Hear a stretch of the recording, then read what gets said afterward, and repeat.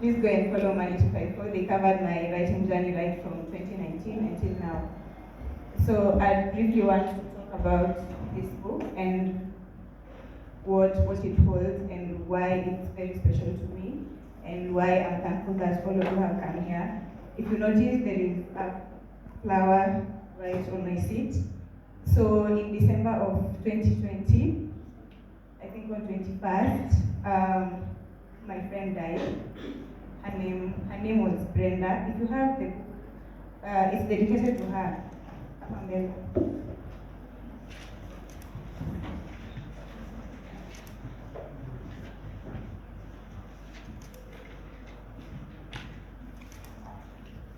11 memory of Brenda Anyango Ogembo. Yeah, I won't read the whole of it because I'll definitely cry.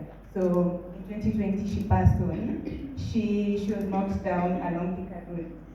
So I don't think my life has been the same since that day because there are few friends who umekuwa now for like 16 years.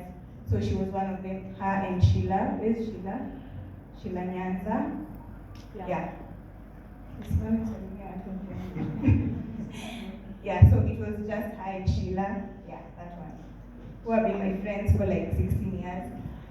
Hatuongei sana, but when you talk to them, you feel that connection. So when she died, it really set me back. I kind of lost my style in writing. I couldn't write anything at all. I remember this year, as Rapando said, I usually write every Thursday on my blog, but then I feel like the whole of 2021, I was carrying that burden of grief. So when 2022 came, I couldn't write on Thursdays. I remember most people kept on asking, "Can you blog as Rudy?" But I couldn't tell them that I'm not writing because of this and this and this. But the truth is, I had now started to evaluate the deaths and the griefs of the people who have died, who are close to me. So again, if you have the book, huku nyuma kwa acknowledgements, I have mentioned all of my friends who have died, and I have written I felt they were too young because none of these people were even 28. So I started with Stella. Stella she was like my desk mate in high school. She used to sit behind me. I think I looked for meningitis right after we finished high school. Then Anne passed on, I think, when we were in first year or second year. She was also knocked down by a car. And then Emily Mbabazi died immediately she finished campus. She was younger than me, so yeah, that hit hard. Again, it was a road accident. George Oyugi was my classmate in engineering. Kuna a few of my classmates here in campus, Ryan, Lena, Griffins, Ijaka, yeah, those ones. I went to school. Kama nimekusahau pole, tusikosane. Yeah, so Oyugi was our classmate, and each of these people I have mentioned can tell you how open-minded he was. Alikuwa anatusinya yes, ile kutusumbua kabisa, but he was one person who, ukikuwa na shida, he was the first person you could think of that would not judge you. He would of course reprimand you, even in front of people, but he would help you carry your burden. So he also died, I think immediately we graduated. Road accident again. And then when Corona started, I think in March of 2020, then Emmanuel Obinga died.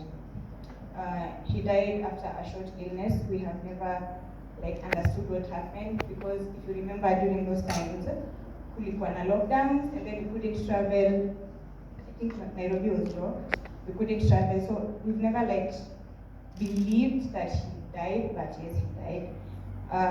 I knew him when I joined in first year in campus, and watu wote walikuwa hapa watu Technical University of Mombasa can attest to how this guy used to help us.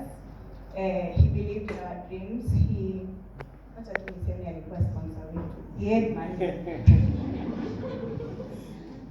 But then he died. And then finally, Brenda talks about Brenda before in my blog. I cannot talk about her without crying, so I'll skip that part. but the book is dedicated to Brenda, and there is a story. If you have the book, the story is titled "This Soulless Life." It starts with page 75. So it's the one story that I'll tell you is true.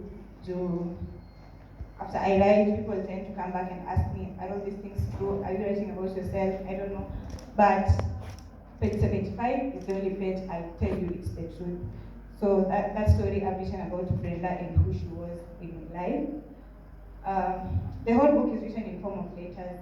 There's a lot of grief, there's a lot of pain, there's a lot of revenge in the book, there's a lot of darkness. If you read Breaking Down, then definitely you know my type of writing.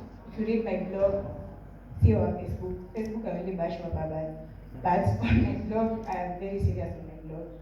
So there's a lot of darkness here, inspired mainly by the deaths of my friends, but also about the life we're living now. Someone read a paragraph from the story about revenge. It's about this Form 2 student who is sodomized by a Catholic priest. So initially when I wrote the story, I was being guided by Lucas Wafula. He's not here, he's a good editor. So I ended it only at where this Form 2 male student is feeling a lot of pain and he's contemplating going back to maybe commit suicide, things like that.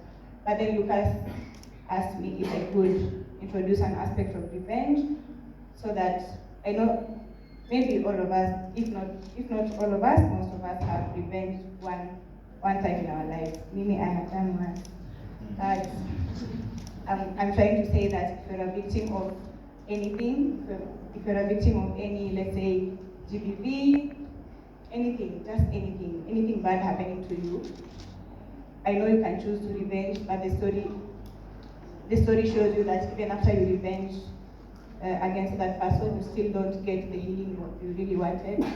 I know a friend who was raped when she was 13, and then she tried to kill her abuser, but then she hasn't healed until today. Of course, the abuser died, but she has not healed. So I'm trying to see if how we handle grief, how we handle pain, how we try to project it on other people and how it affects other people. If you've read my works again previously, if you've not read, you can buy this one for now. There's a lot of self-actualization and self-acceptance. Who are you? What are you trying to do? I get a lot of people trying and bash me because I don't practice engineering. But hey, kama hawanijui. They don't know. I think it happened like 2 weeks ago. Hey, ni vizuri atakuja hilo nchi. Acha niambie. So he was a classmate of mine in campus. So he tried those things people tell you to show you that hakuna kitu unafanya. And then like I think the next day, there's someone from BBC World Africa reached out to me and said, oh, you can come and speak on BBC about this and this and this. Na nikataka sana aone, but he didn't. So I'm trying to, I want my writing to speak to me first before it even speaks to anyone. If it stops making sense to me, then I know it won't make sense to any of you. So with this book, there are 8 short stories here.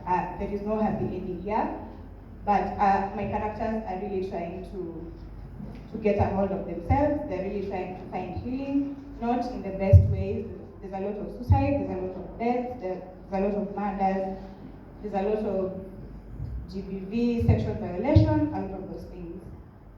So if you're looking to see how victims are trying to cope with all these things, I think this is the one book you should read. Of this and all my other books. I think you may use that.